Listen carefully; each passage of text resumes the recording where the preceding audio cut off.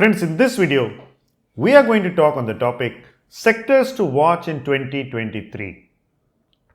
If you saw one of those videos on a similar topic in 2022, you would have heard that IT is the sector to watch in 2022.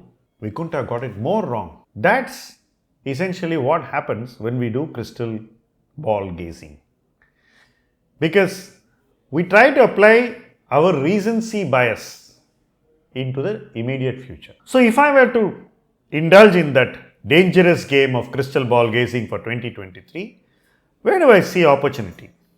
Where do I think we could find good ideas? Firstly, I think we are heading towards a phase where credit growth is going to be better than in the past. We are going to see credit growth on a trajectory which we have not seen in many years, which means that banking and allied services are going to have it good. So banks which have better balance sheets will be able to grow their books faster. They would also be able to raise capital at favorable valuations. And if they lend prudently, I think that the prospect of attracting bad debts would be far lower going forward than they were in the past.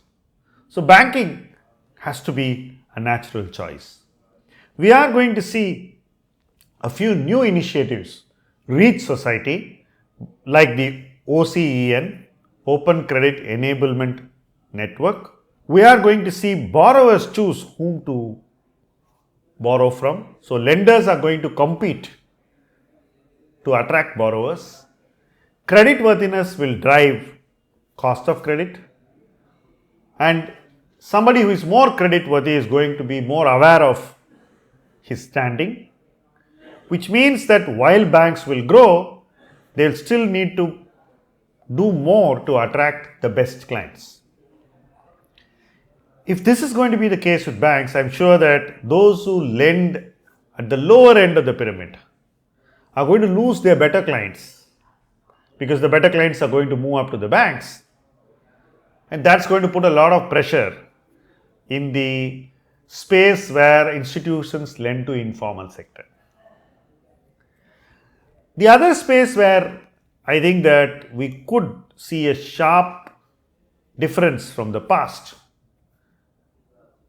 and spot some very interesting investment opportunities is the auto sector, which has struggled for a long time but should start doing well again. After 2 years of COVID pessimism, come January, we are going to see a slew of new launches. We are going to see a number of models come to the market. Buyers are already waiting to see those new cars and buy them. Demand for cars in the next year should be better than ever before. SUVs are going to do extremely well. We are going to see the EVs sell more than ever before. Two-wheelers which are struggling today should make a comeback as the economy sees more traction and rural demand picks up again. We are also going to see more demand come from consumption than we did in the last year. We will see infrastructure investments rise because the government's outlay in the current year's budget is going to be much higher than in the past. So the next year, this outlay will be implemented, and we should see more money is going into infrastructure, which means that a whole downstream industry ecosystem should benefit. These are just some of the opportunities where I feel the markets will find value and will find scope for superior returns. There could be many more such opportunities coming our way in the next year. Markets may be unwilling to lap up opportunities as soon as it sees them, because sentiment may not be as robust in 2023 as we have seen during the COVID period. People still doubt whether a rise in valuation in a sector is sustainable. Confidence seems to be running a little bit low, especially with the retail investor.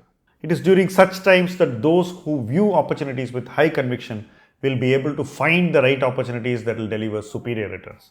So enjoy your investing and do it well so that in the future you are able to gain superior returns. Thank you very much.